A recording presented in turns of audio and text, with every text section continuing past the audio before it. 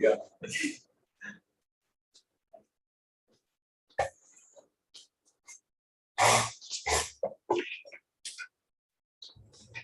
Maybe. Good.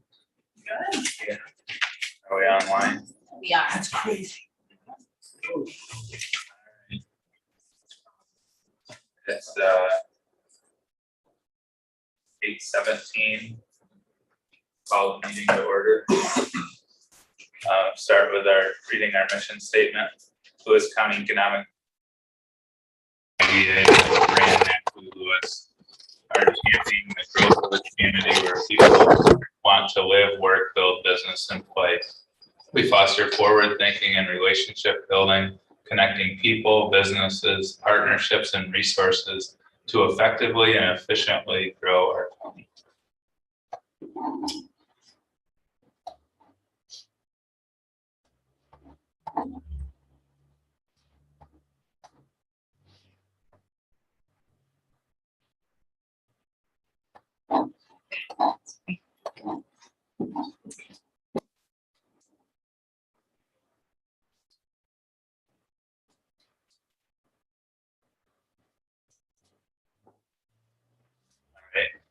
So Jenna sent out the board materials last week. Did everyone get a chance to review the minutes from March?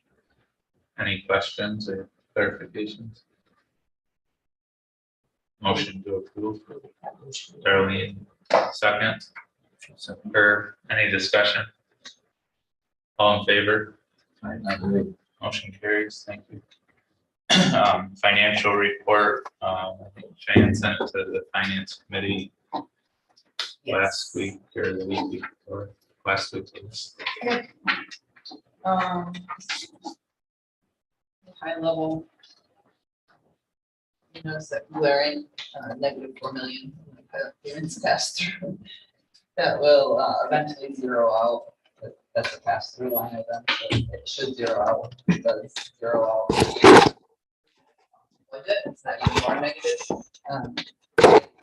Roaring Brook, the timing of that pilot meant that they didn't have to pay any pilot payments this year. That got pushed to next year because of their operational date. So negative like that on a monthly report is just a function of when the money is coming in and when it's going back out. Level out in March. Contract revenue, it's a tiny number, but I did want to point that out. That's the huge lease payment that we got from the railroad for 5 years worth of back payments. Versus 190,000 we had budgeted. That's the county funding, which is actually 200,000 and just hit in March instead of in February. How about we budgeted for 190? Because we didn't know. Yeah, we got 190, 187 last year, Okay. and they were willing to just round it up to 200 this year. Because of the way their fiscal year hits versus ours. Revenues and fees.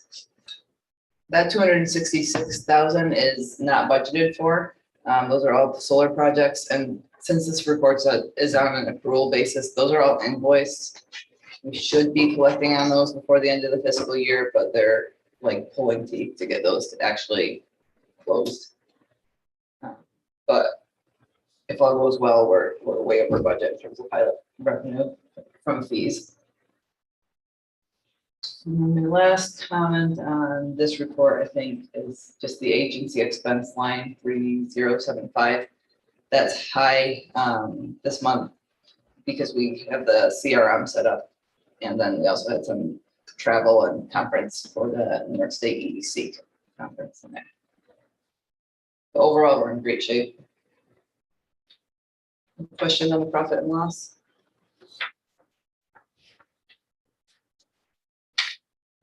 Balance sheet, again, lots of big swings in the assets lines, paying out pilots, invoicing for the solar pilots.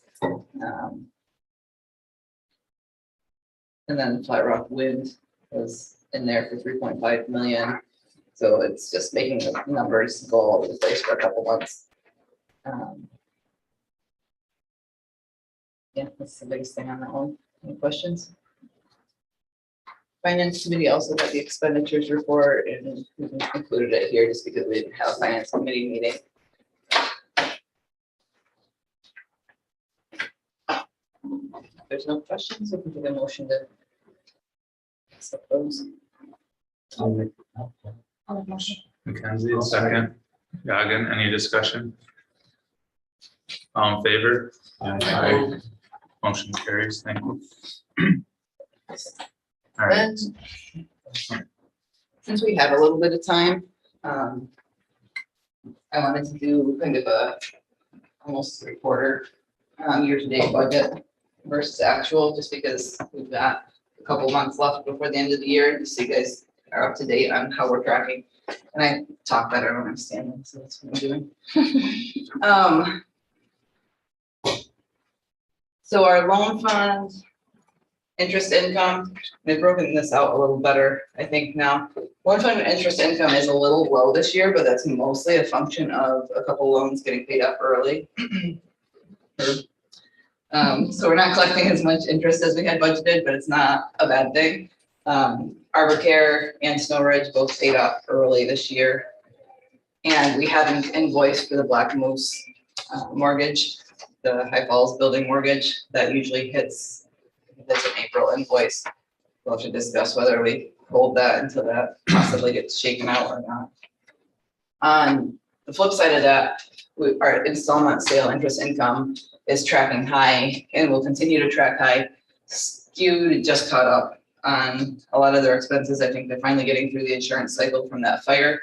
Plus, we approved and have been collecting regularly on the Snow Ridge rumor.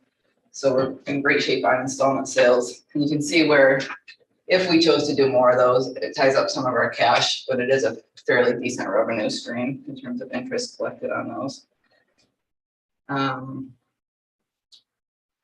Lease receivables, we're in good shape, mostly because you just caught up and they also caught up from their COVID deferrals.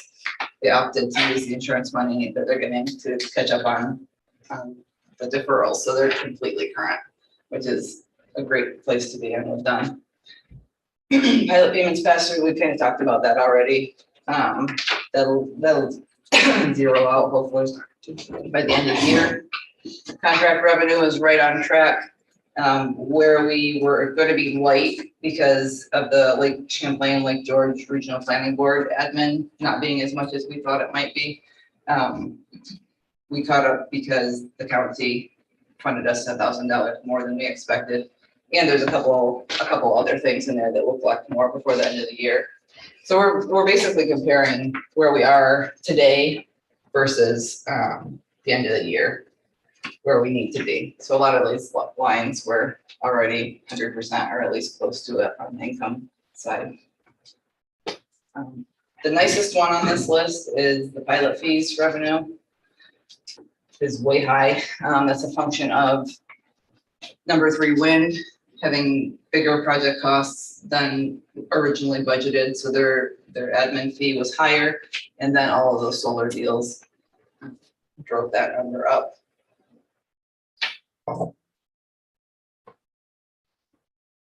Marketing is on track for expenses. Economic development expense probably looks better than it should in terms of actually spending money. I know we haven't done a lot of big projects, so in the past couple of years, we haven't spent a lot of money. 113,000 of that 160 is actually reimbursable. That's the RPCI check we cut for the Lions Falls project that will ultimately be reimbursed to us through a grant. So there's plenty of room to spend some more money on that line before the end of the year if we choose to. Our occupancy is a bit high right now, but we will collect on some chamber rent back into the coffers for the end of the year. And let's get it one there. Oh, our rent did get raised this year, so it will be a little over budget. Payroll, we're tracking well. And the only other thing is this negative 77,000. That was the loss on the sale of the land sale property. It's not actually real. We got that property for free, so anything we got was revenue. But that's the way we look in the books. So this isn't a bad place to be by any means. And all it means to me is motivation to do some projects going and spend some money. Any questions on financials? Do we have any sort of business outlook from Scoop? Do they have they shared any of their plans? They're not going to be brewing beer. We've been trying to nail down an update with them, but apparently they all have COVID again. They're not going to be brewing beer, but they're going to be brewing something. And the last I heard was milk tea. Milk tea, Milk tea? like bubble tea. What's milk tea? I don't know. It's So we're looking for an update and we need them to clean up their property now that they're through the insurance process. And I'm not sure, I remember a portion of, I think I'm a little gray on it, the hot dogs, when we brought that forward, is that open? Because I drove by and it doesn't look like it. No. We actually, the only thing economic development participated in with hot dogs was one of the Winter Design Challenge. Oh, Right, okay, right. I remembered it and I couldn't remember if it was one of our business development grants or. Yeah, no, it was just maybe $1,000, maybe even Okay. not that much for the Winter Design Challenge. What's actually happening there? I see it's out of business. Yeah, they closed, like Cheyenne said, we're trying to nail down a meeting with him to get an update, but I think a lot of it was staffing reasons, like he could never find staff to man it. And then they weren't open consistently because they weren't staffed. Right, yeah. It reminds me of like Bark Eater and what happened there. So, yeah, and unfortunately, I just think they've hit a streak of just one thing after another, bad luck. Like they were literally on the verge of like growing and expanding, you know, they got their canning line. And then COVID and the fire. So just one thing after another, unfortunately.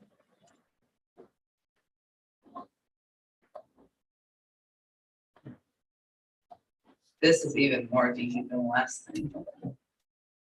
So I had in my mind for a while, and it became kind of a more relevant idea to explore when we start talking about restructuring and possibly contracting with the 501c3 to handle admin of the IDA.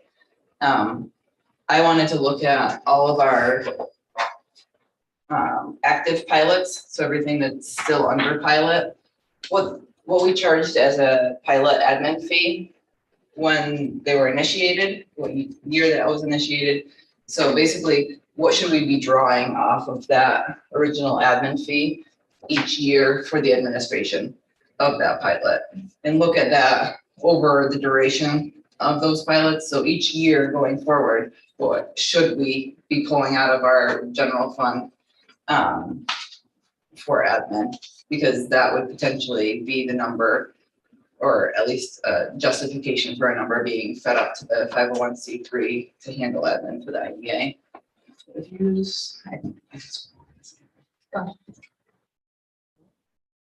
Yeah, just kidding. Broken today. Scrolls when you don't want it to. Keep going, Charlie. So in the past, we would have been pulling, and this doesn't, the things it doesn't account for is the HDK and the Lionsdale pilots, which could have been going for a part of this duration at least. But are you scrolling up, John? I'm scrolling, yes. Move up, move it back down Now we're up. to like 2021. Okay, that's good. So very little we could have, should have been skimming off to pay for admin of pilots up until about this year and last, right? Then it's essentially a full-time salary plus some. And then going forward, we're kind of in the 140, 138 range until some of those, till Flat Rock starts to drop off really. And then we're back down a bit.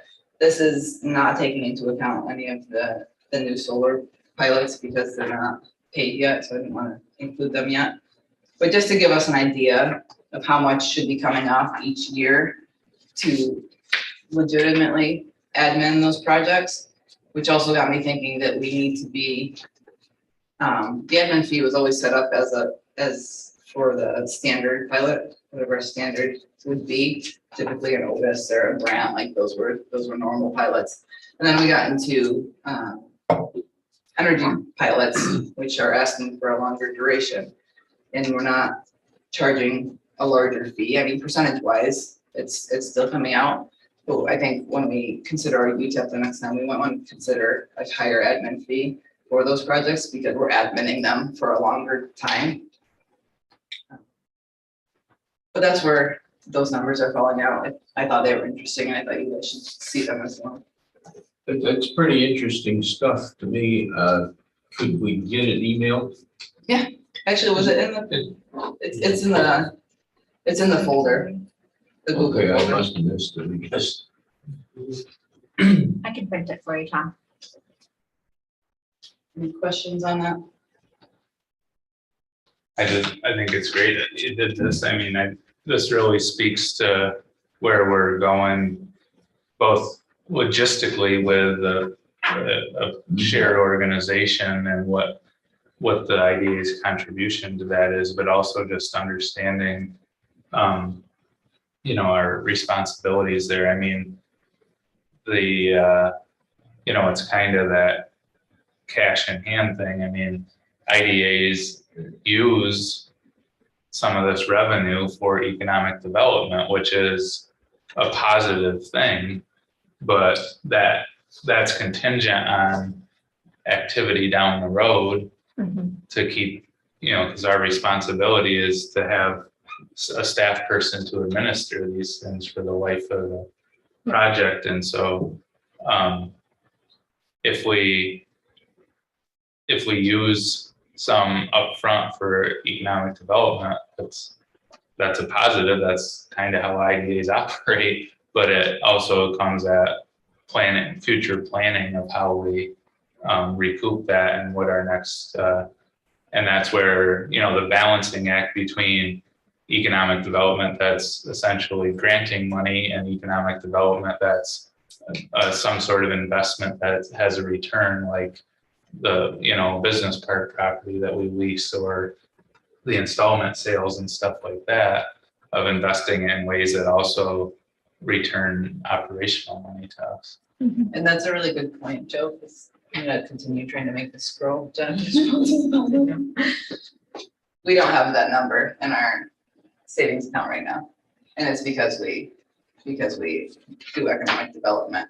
So that's where, as we look for a restructure, it'll make the IDA much cleaner if they're just doing what they're mandated to do by the state, and the economic development is done by a different entity.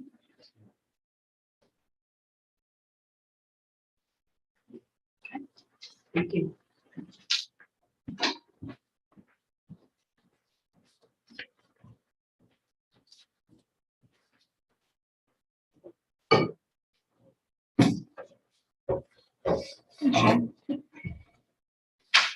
So did anything come up Nope. since okay, so there's, Nope.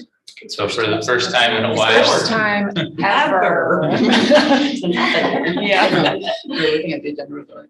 They don't have, Like, is this right? don't Still have no anything. new solar projects coming in yet. Still curious if it has to do with the assessment stuff, but There is one moving forward with our favorite Solitude Solar in town of Pinckney that they haven't, we've reached out to them about 6 months ago, 9 months ago, and we're told by the town of Pinckney that it's going forward. And they haven't. So, guess it's gonna be tax.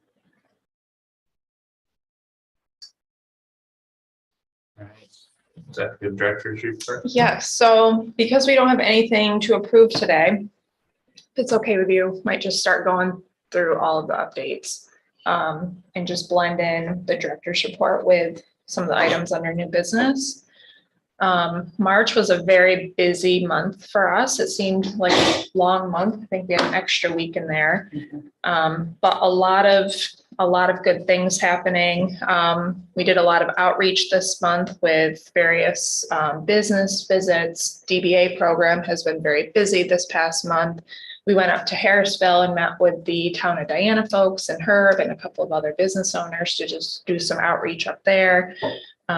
Did a number of presentations to the county board of legislators on the child care program and the vacant property revitalization program that I will talk more about. As well as we went to Beaver River School and myself and Kristen presented on economic development, tourism opportunities to some of their teachers. Zach did not come to my presentation, so I'm a little upset with him. Yep. Matt didn't either, so I'm upset with him as well. So just definitely a very busy month. And Kaylee, our intern, she's essentially taken on all of our marketing at this point, like, to be quite honest. So her 10 hours a week are very busy, but she's doing an excellent job keeping up with the social media. She's writing blogs for us, just doing a really great job. She participated in the branding session that we did, and we'll talk more about that. And we're going to keep her on. I think her spring internship ends first week in May, and then she'll start back up this summer, or I guess mid-May for her summer internship. So let's just move into the various program updates, if that's okay. So we'll start with Jenna with some DBA Lewis County updates. Like I mentioned, it's been very busy and we've had a lot of light bulb moments and kind of revelations on where we should take the program in the future. So go ahead. So as far as numbers, we have 82 people that have filled out the survey. Some of these are new through our Launch Lewis County program, the grant program that we are mandating that they go through DBA Lewis County, just so we can keep better tabs on them. I also just wanted to share, because we had this conversation a month or two ago about where people are as far as new business, old business. Right now, you can see over half still need a business plan. And we're looking at 75% of less than a year or pre-launch stage. So it's kind of shifted. When we first started, it was a lot of older business, not older, but 3 to 5 year old businesses coming to us and needing help with marketing or just outreach. And now we're really seeing the entrepreneurs coming our way that have these ideas and are looking, they don't know where to start. So a lot of them are in the business planning stages. And we have talked about a lot internally how we can adjust our process to help them a bit more. So in the coming months, we're going to work on sending out an RFP for additional consultants. We've kind of been stagnant on that end as far as getting local businesses to be a part of the program. There's been a lot of buzz, but we haven't had a lot of contracts signed. So that is an initiative that we're going to do in the next couple of months. And as those new people come on board, we're going to ask them to help us with some of the marketing of the program. So talking about who they're helping, as they're helping them, if they're creating a logo for somebody, tag Naturally Lewis in the DBA program to give it some recognition, and also creating some video content as well. So when we take in that new person, we can send them some video clips to get them started so that they can kind of get the tidbits up front before we take up that consultant's time of an hour or 2 hours to go through what they need. So they can get, like, we have a video for establishing a business structure that we did with Kevin McCardle that goes through what's a DBA, what's an LLC, what's an S Corp. So they can watch that video and kind of put themselves in one of those buckets before we send them to Kevin and say, okay, they're ready to launch their LLC. They might have a few questions at that point, but at least they've done some of the research up front. So it kind of puts the pressure back on the entrepreneur to do a little bit more research. And we're figuring that out is how do we know when to take them to the next step, and making sure that they have their business plan in place before we get them the logo and those types of things. So it's definitely been a learning curve, but lots of good things along the way and curveballs thrown our way of not really sure where to start with this person. But a business plan seems to be step one for most of them. So in a nutshell, things are going very well, and our CRM program is going to be very helpful to keep track of those people moving forward. So we're getting closer to getting that launched. Hopefully in the next week or two, we'll be able to keep better tabs on these people as well. What am I missing? No, I think that's a great overview. I think what Jen has learned and what we've learned, what I've learned in just looking through some of the Launch LC short form grant applications, like we made it very, very basic for people to fill out, is that there were some really good applications and there were just some not great applications. And we tried to make it very simple. So these entrepreneurs have really great ideas, but just need like business basics. We need to make sure that they are getting those business basics and those very simple skills right up front, before we send them off to get a logo, before we even talk about marketing and graphic design and website and things like that. So it's almost like it was a reality check for us that we needed to take it a few steps back. And it's also the reality check that the entrepreneurs need, like Slow down. And it's feasible. You need a business plan. We're not even going to send you to Shy to talk about loans until you have that plan and all of your financial projections in place. So yeah, it's been a good learning process, like Jenna said, but overall, really great program. We've gotten such great feedback from people in the community about it. We're really happy that we're focusing on small businesses.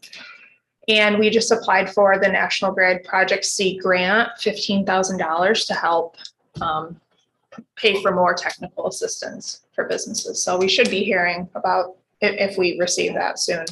I think we were like the third application that they got in their portal. So I think we have a good chance at getting awarded. Yeah.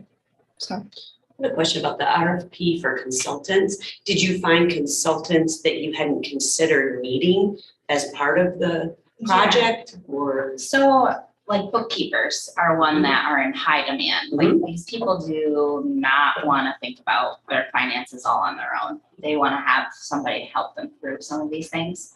And we have 2 bookkeepers currently in North Country CPAs as well as part of the program. But we're just seeing that there's a lot more of them in the community that we can tap into to help. So if they're in Southern Lewis County, can we hook them up with somebody in Southern Lewis County? And same with Harrisville and Northern Lewis County. So it's just creating that bigger pool for not entrepreneurs. necessarily new Not necessarily areas. Right. Yeah. And like insurance agents is one that we really need to, I've been referring to a bunch of them, but we don't have them as our partners technically. So it's just kind of formalizing that agreement with those partners to say, we'll refer them to you if you can help us through this program as well. And we'll get them set up along the way with the other things that they need to.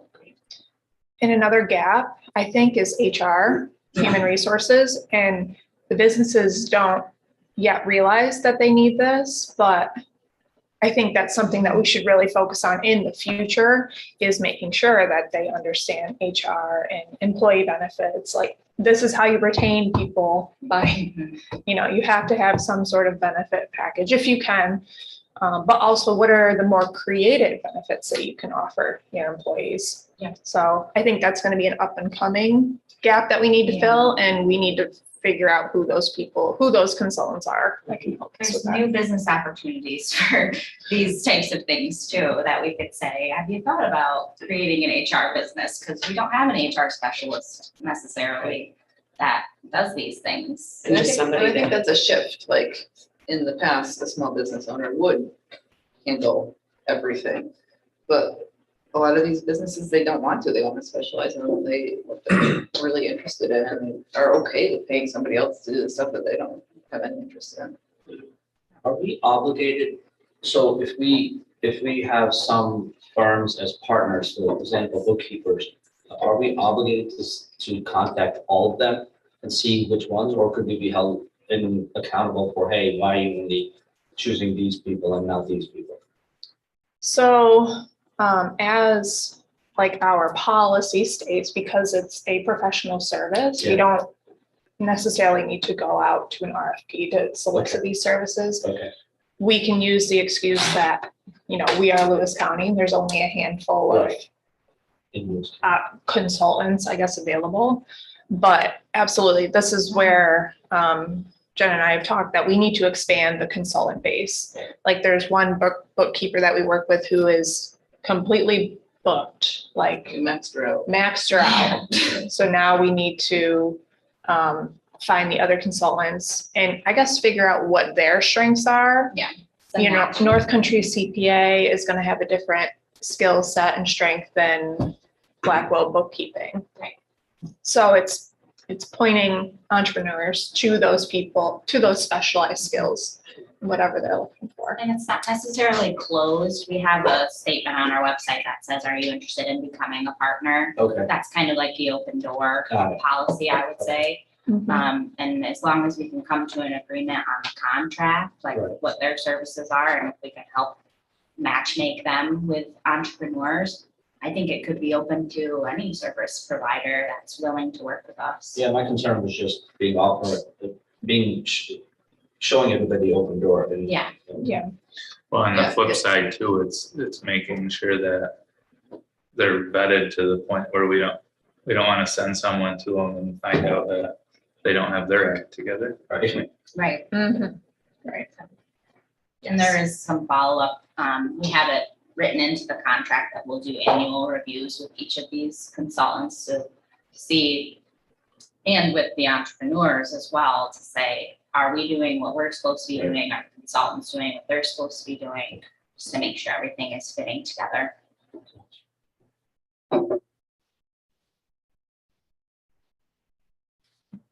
Any other thoughts, questions on DBA? Great job, Jenna. Good work. Yes. Okay, next program. The Vacant Property Revitalization Program. So if you can recall, last year, we sat down with Ryan Cachet and kind of divvied out the $5 million in ARPA funding that the county received and allocated pots of funding to specific programs. There was 1 million allocated towards some sort of property revitalization fund. It was still kind of to be determined. We nailed down what that program could be. And this is a presentation I provided to the legislators a couple of weeks ago. And last summer, they allocated another $1 million towards some sort of property revitalization fund. So the county is looking to invest $2 million into revitalization of properties. Our take on how this program should go is through public-private partnerships. We would work with private building owners to turn vacant, unused, potentially unsafe buildings into usable spaces. So if you think about downtown areas, I'm sure we can all think of buildings that are just underused and could just use some investment to make them usable. And the intent is to just create thriving downtowns and enhance our communities. Originally, I think Ryan was focused on a lot of demolishing of buildings that are like beyond repair. But we kind of felt like there are other programs that can help with that. And if we think of like the Lions Falls Mill project, that was like a 10-year project. So we were looking at how can we get the biggest bang for our buck with $2 million and spread it out to all the communities rather than just focusing on one large dilapidated property, and putting all 2 million into the demolition of that. So you can go to the next slide. So this program would be one-time reimbursement grants towards making unsafe vacant downtown spaces into usable spaces. The funding would go towards construction costs and potentially some soft costs such as engineering. And at this point, the funding would be open-ended and would be determined through a scoring matrix that Cheyenne has already started, and by the VPR committee. This is a program also that is going to be housed at the LCDC if approved by the county. Obviously, we as staff will be leading it, but the funds will be housed at the LCDC level. And we're kind of modeling this after the DBA program. So we're seeing a lot of success in empowering people to I guess, take their businesses where they want to take them. We're just providing the, some funding, some resources and support to help them get there. This is the same type of concept. So we would work with these property owners on the entire project from start to finish and provide them with the support, the resources and funding to help make it happen. Sometimes people just need an opportunity and support behind them to make it work. We did talk a little bit about potentially the LCDC purchasing buildings to revitalize through this program. I think that would be a last resort. We really want to work with motivated property owners. We do have folks that have already reached out to us who are very motivated to revitalize their buildings. They just need some funding to do it. With marketing of this program, again, it worked very similar to DBA. We would put a page on our website. We'd have a simple intake form. We would do an initial consultation and set them up with all the local resources that they need. So codes is going to be a big partner. The planning department will be a big partner in this program. So when they submit a form, we'll sit down with them and look at the scope of their project, see if it's feasible, how much funding do they already have, what type of financing do they need. And this is where I think we need the help of all of you and, our legislators to really market the program to, their stakeholders and your communities. People that that might own a building that could use a little bit of help. So I mentioned that the funding would be open-ended. We're still trying to nail down how that would work. The committee would score each project based on things like what's the impact to the community? Will there be a business in there? Job creation, the feasibility of the project, so on and so forth. And from that score, the committee would determine the amount of funding to provide for the project. So again, the intent is to not just fund like only 2 projects. We want to get the biggest bang for our buck. But also we need to look at the entire scope of the project in order to determine that funding.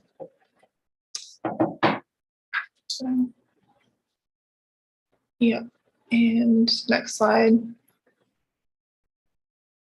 Okay, so that's the gist of the program. Again, it still needs to be approved by the county, hopefully next month, I would think. But does anyone have any questions on that? So just another new program that we will be administering. We will also hope to collect an administration fee for administering the program as well. So we're really excited. I know Cheyenne's excited. She loves vacant buildings and seeing the potential.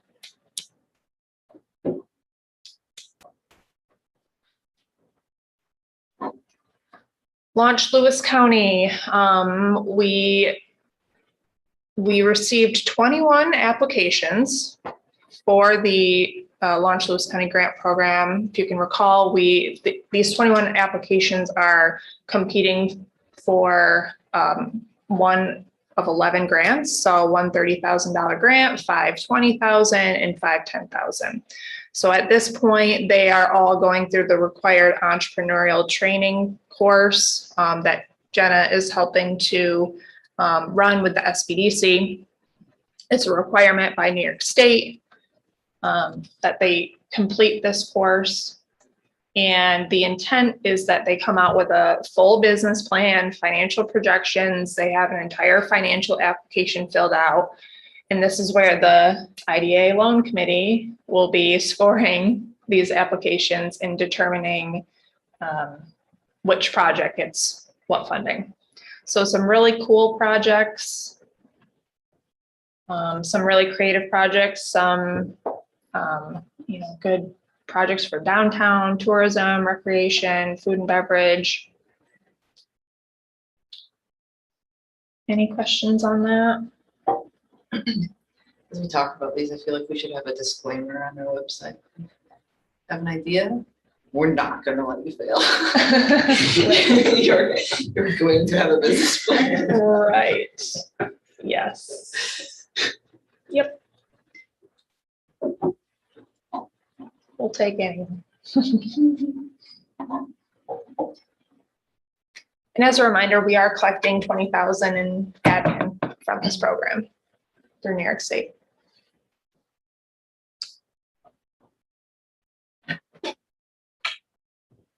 Pilot updates. Updates. In terms of all of the ones we've approved over the past basically year, we are waiting and waiting and waiting to get those. I mean, they're all signed on our end. Well, there's a couple lingering solar ones, but the majority of the Solitude Solar projects, in particular, the Green Street Power Partners, was Omnia Navitas over on the East Road. Those are all signed on our end. We're just going through the process with attorneys to get them finalized and collect our admin fee, and actually they start actually paying in their pilots next year. So nothing new in the hopper. We get kind of some updates on a couple of various solar projects that are kind of in town planning boards here and there. But nothing new in the hopper right now. And I don't know exactly what that means. Mm-hmm. We got all the final documents for number 3 wind finally, so that one's good. Post community agreement with the LCDC is in place, so that one's great. I do have a follow-up call scheduled with that developer just to talk about the legislation and what that means for that pilot. Good shape otherwise. Questions on pilots?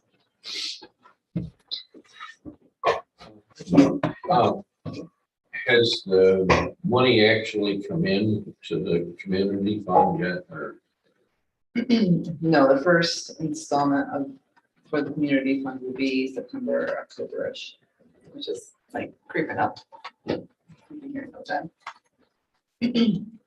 That committee, there's a committee under the LCDC that's been meeting to kind of figure out all of the policy stuff surrounding that money. So they're on a good track to have that all figured out, all the documents in place so that they can hit the ground running with that money.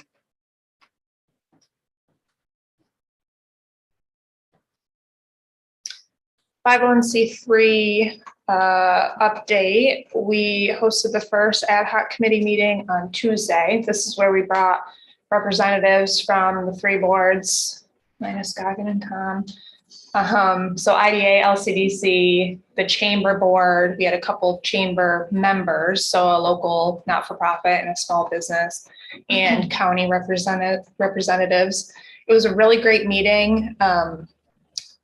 We really just focused on is this still a good idea? Is everyone still on board?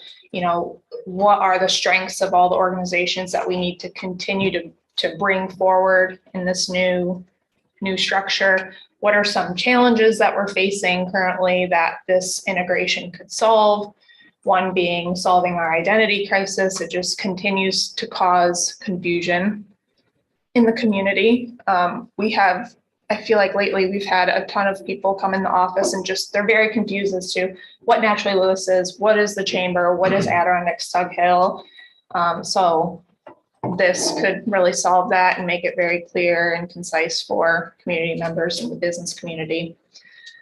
So all in all, everyone is still very much on board with moving forward with the creation of a new organization. Our next step is to really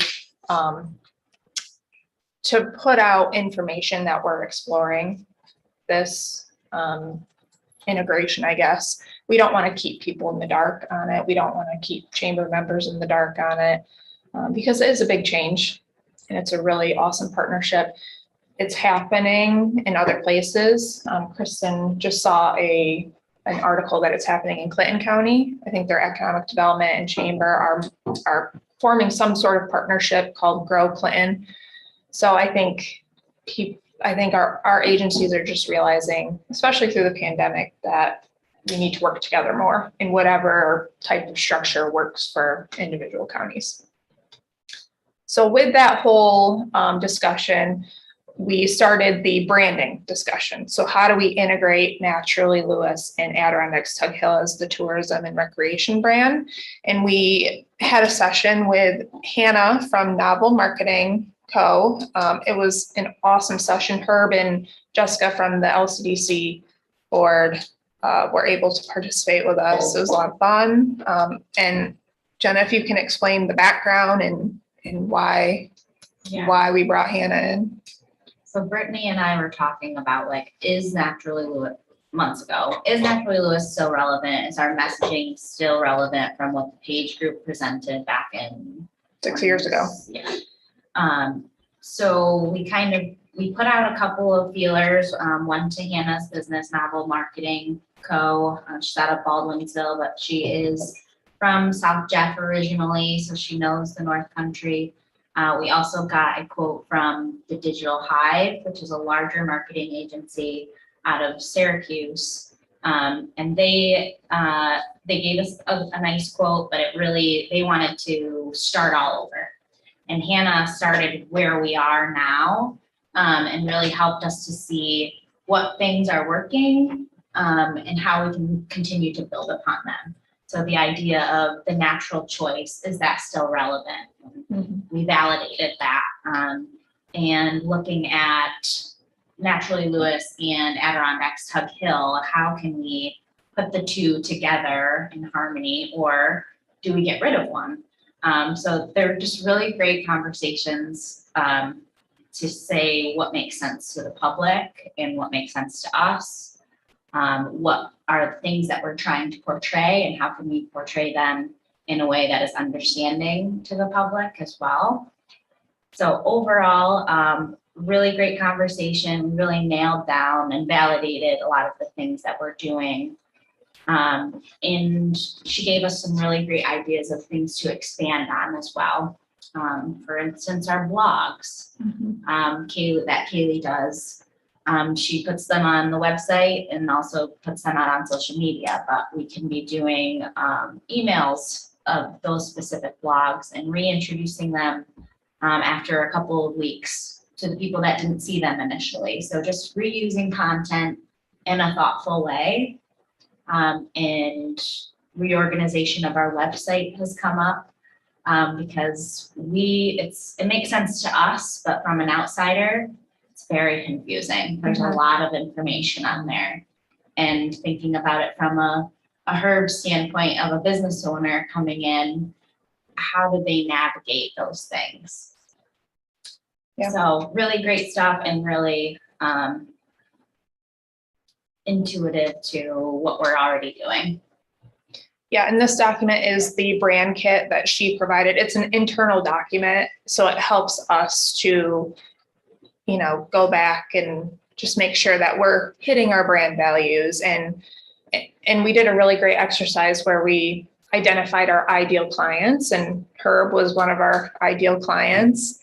And just going back and remembering who our ideal clients are and how are we marketing to those people.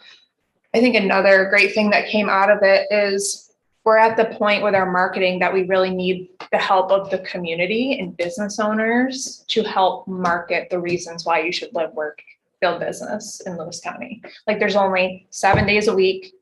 You know, we're not gonna post 5 times a day. We want to post once a day, but there's only 7 days in a week. We really need the help of the community to also market why Lewis County is such a great place.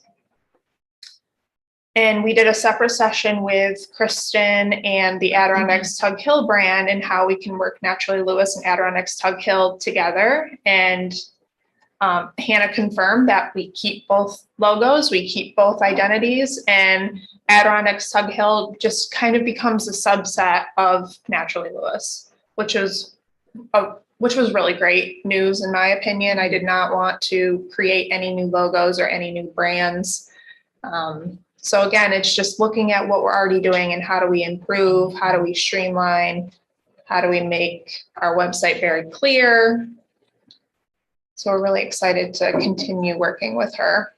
And the outsider's perspective from the marketing standpoint is really valuable for us to, and we're in it every day and looking at it from, we can navigate through our website very easily, right?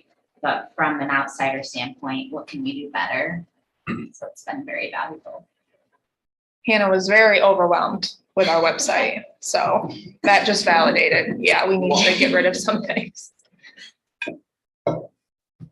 Any questions or thoughts on that?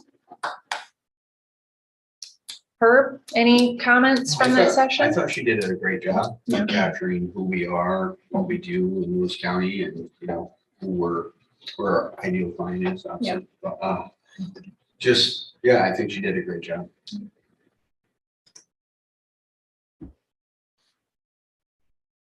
And she will continue to work with us on building our content library, so getting some new photos and videos. She was very impressed with our videos and how we can use those more in updating the website as well. So we have her on our team for the next couple of months to follow up with these projects. So. Perfect, thanks. All right, last thing, summer interns. So like I mentioned, we are gonna bring Kaylee back on for this summer. Same, I guess, same situation as last summer, roughly 350 hours. And this is, we're gonna pay for her hourly rate out of our budget. And we are gonna bring on a finance intern who's gonna work a lot with Cheyenne. And we're gonna pay for that through Careers Here. So we did get approved for a Careers Here position. So a little bit of a buy one, get one deal. But we're excited to have 2 interns. It's gonna be very helpful through as we work through this transition and just some things on our list that we've been wanting to get done and we can have an intern help us with. Yeah, and some of those kind of side projects that are some of the nice to haves that we can maybe partner them up. And it's nice that Kaylee's got a year with us under her belt because she's kind of the senior manager now. So, Yeah. Yeah, it'll be good. And we'll have Brittany in the office this summer. Yeah. That'll I feel be like a we're really change. rolling. Any questions, thoughts on everything we've been doing? That's good.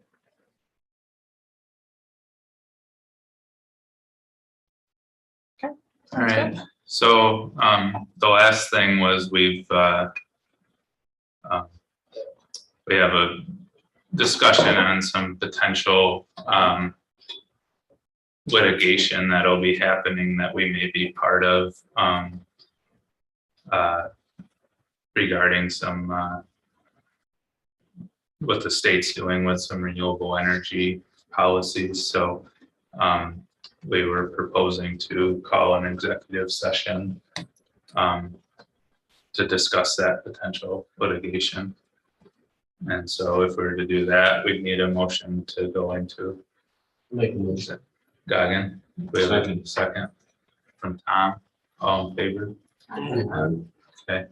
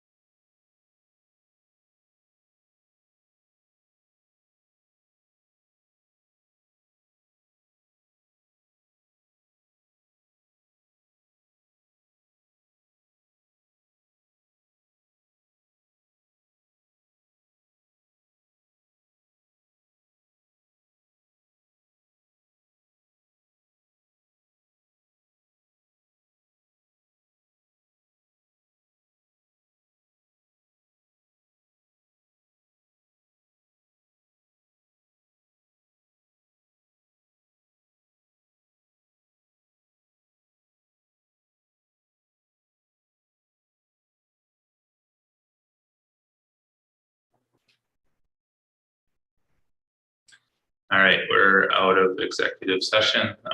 No actions are being taken today based on that discussion.